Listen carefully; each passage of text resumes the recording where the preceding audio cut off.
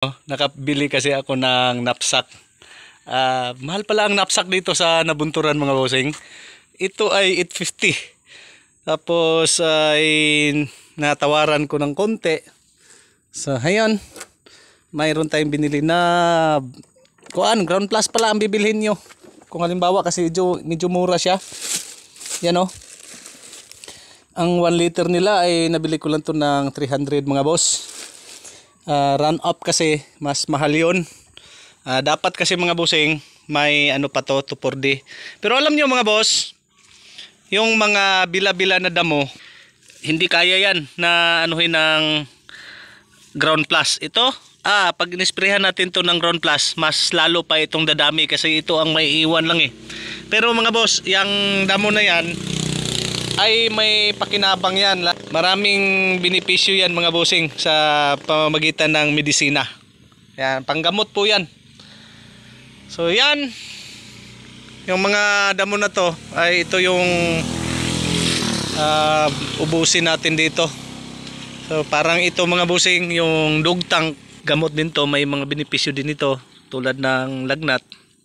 Parang hindi ito matatanggal mga boss. So yan lang, cover crop.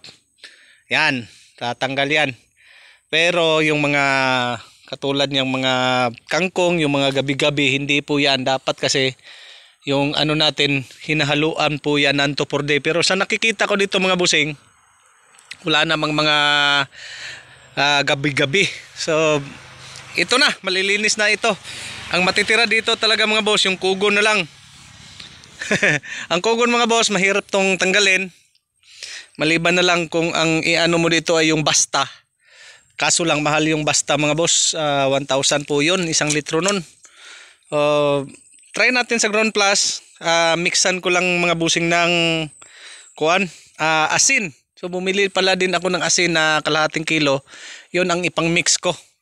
Asin. So pwede rin talaga ang abono, yung fertilizer na urea. Kaso lang mga boss, mahal ang urea. So magtiyaga tayo sa asin. So pwede na yan pang pa-dry lalo ng Pampa-dry lalo po yan ng herbicide natin. So ngayon dapat mag-spray tayo. Hapatidon, isprehan ko. Ngayon, itong Simpidac, yung mga hindi kailangang anuhin mga boss. Iyan naman hindi na yan na ano sa Ground Plus. Kaso lang mga busing, kailangan talaga nating takpan. So, maninilaw lang yung dahon yan. May mga pangtatakpan ako doon kasi may naitanim na ako. So ngayon, ito na. Ito na. Maano ko na ito, malilinisan ko na ito. So dito